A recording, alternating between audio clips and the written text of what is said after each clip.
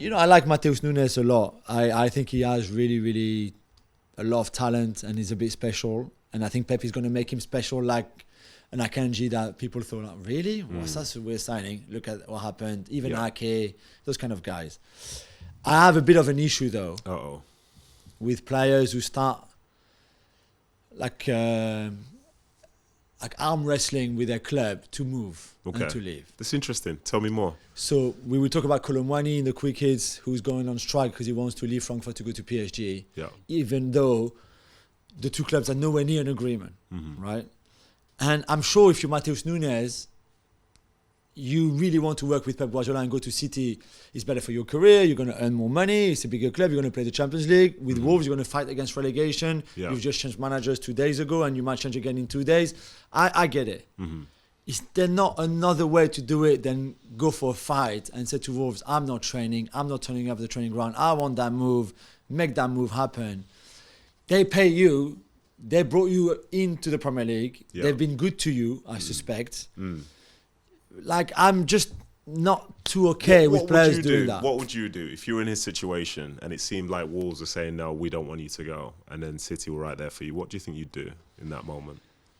But what? So either you feel like your club is too greedy and they're asking 100 million for Nedum. How about if you went to the manager, to the chairman, and said that you wanted to go and they said no? What would you do there? I think I would ask for an explanation. Okay, why? Can we work this out? Can you? Okay, you don't want to let me go now. Yeah. But you can see this is a once in a lifetime opportunity for me to join Pep and City. Like, you know, I don't know. They would be like, "What do you want? Do you want 50 million? City can pay some money. I can maybe pay some money. You go and ask City to up their offer." But I don't know. But I think you're looking at it from the purest perspective of what like contract employment is as such. But for Matheus Nunes, there's no even guarantee this season with Wolves that he'd play. There's no guarantee that they'll won't just treat him badly and so on. Because for as much as he's done well for them in this last year, he's not someone who's come through who's a fan of the club. He's someone that's working for Wolves, and he would have worked there for a certain reason, whether it's a case of he wanted to be a Lopetegui, maybe it was someone like the directors. So you're in this position now, I think, where, you know, fans would never, most fans, not all fans, most fans would never fully understand it because you're a fan of your football club first before any individual. But when you're an individual going around a workplace, then it's different.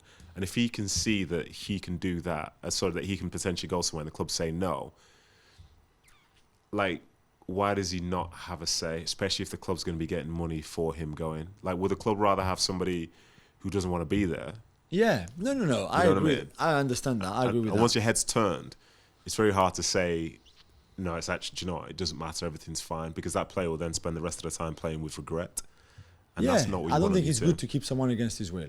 So then what, if that's the case, then if a player comes to a manager, a coach or whatever and says that I want to go somewhere else, I don't want to play anymore, then whether the player goes on strike or not, they've now got a player who's not fully committed to the task. And I think we've seen in recent years with other clubs, it only takes one or two people with that mentality to affect everything. So would it not be in the club's best interest to sell at that point? But again, I don't think he needs to go on strike or refuse to train for the club to understand, okay, we have this situation that is no good for anyone, and also we can make some money. I think in the end, they bought him for maybe 42 or 45, I can't remember. So they would have made a bit of money on him, but maybe not as much as they would have liked.